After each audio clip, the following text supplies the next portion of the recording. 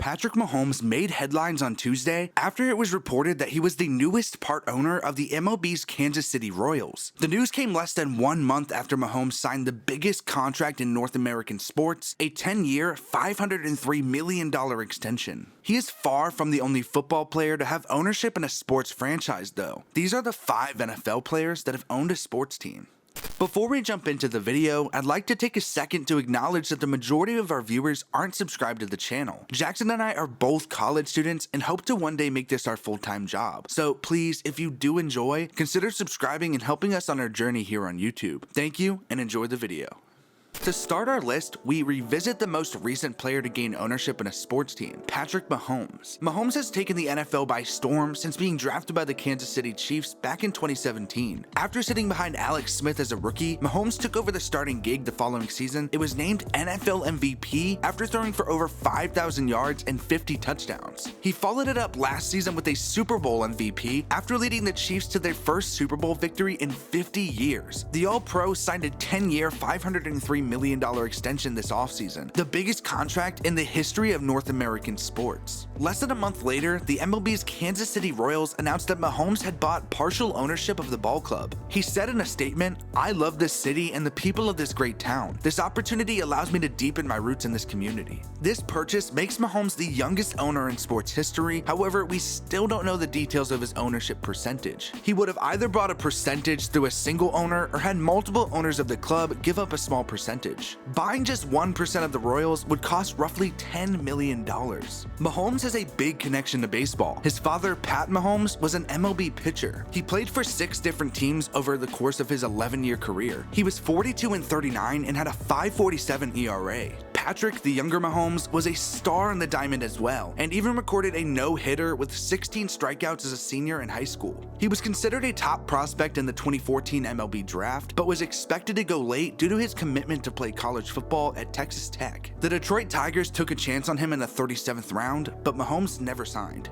Next up, we have Russell Wilson, who became a partial owner of a sports franchise in August of 2019. Wilson has been in the NFL since he was drafted in 2012 by the Seattle Seahawks. He has transformed into one of the game's best players. Wilson was the NFL Rookie of the Year and has been named an All-Pro. Additionally, he led the Seahawks to their first ever Super Bowl victory back in 2014. Wilson has made a good chunk of change in his NFL career. He signed a 4-year, $87.6 million contract extension in 2015, and in 2019 signed a 4-year, $140 million extension that made him the highest paid player in the NFL at the time. Wilson and his wife, Sierra, a famous singer who certainly has some wealth of her own, announced in August 2019 that they had joined the ownership group for the MLS Seattle Sounders FC. In a statement, Wilson said, "Seattle means so much to me and Sierra. We're fired up about being a part of the Sounders for a long time, having ownership in the Sounders and continuing to build that winning culture." He has said over time that he decided to become a part of the Sounders in an effort to keep the soccer club in Seattle. Wilson made his payday playing football and even was taken in the 2007 MLB draft and then again in the 2010 MLB draft, but he says the first sport he played as a kid wasn't either of them. It was soccer.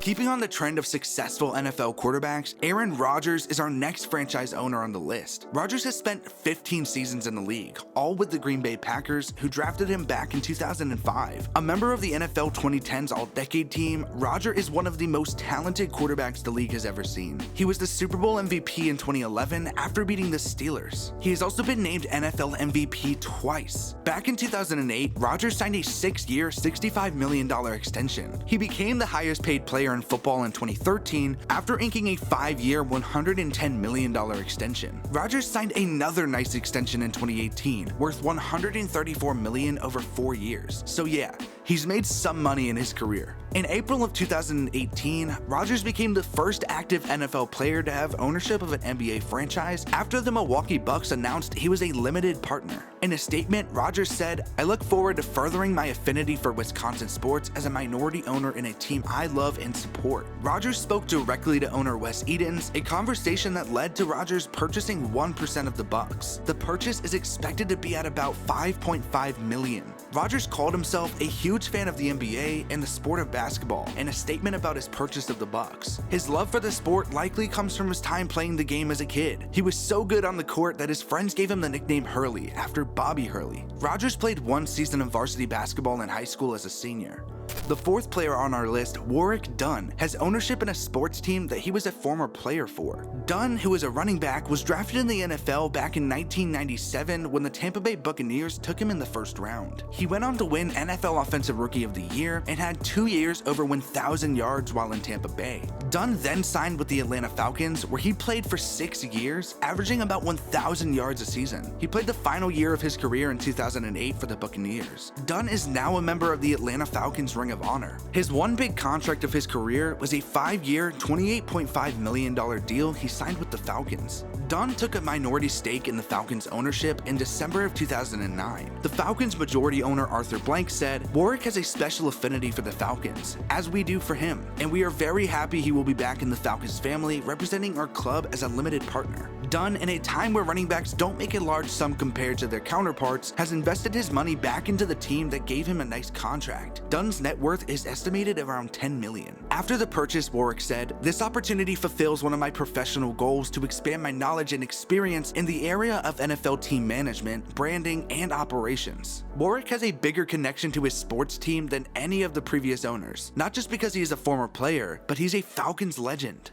John Elway, the last player on our list, is no longer an owner of a sports team, but serves as the general manager of the Denver Broncos, a role he has had since 2011. Elway is a former Broncos great, where he played his entire career from 1983 to 1998. He was a 3-time All-Pro, won an NFL MVP, and led the Broncos to 2 Super Bowl victories, being named Super Bowl MVP in one of them. He has also won another Super Bowl during his time as a GM for Denver. Elway was a member of the NFL 100th Anniversary All-Time Team, is in the Denver Broncos Ring of Fame, and has his number 7 retired by the team. He made over $45 million in his playing career. In June of 2002, it was announced that Elway was part of an ownership group that was bringing an expansion team, the Colorado Crush, into the Arena Football League. He owned the team in its entirety before the AFL suspended operations in 2009. Under Elway's ownership, the Crush won the Arena Bowl in 2005. Elway is the only name on our list that has been a franchise frontman. Elway obviously had a deep connection to the Crush, playing a role in bringing an arena team to the same area where he flourished on the football field in the NFL. The Crush was short-lived, but Elway did have success, and more importantly, gained experience of how to run a football team, something that he has transferred over to his executive career. Patrick Mahomes isn't going to be a frontman, or likely going to be in an important capacity for the Royals, but he does join a very elite group of NFL players who have at some point owned a sports team. Russell Wilson, Aaron Rodgers, and Warrick Dunn have all had successful tenures thus far in a limited ownership role. Even John Elway, whose franchise crashed and burned after a handful of seasons, had positives come out of his time as an owner. Being an owner of a sports team is a lucrative role, but these 5 NFL players have all earned that title.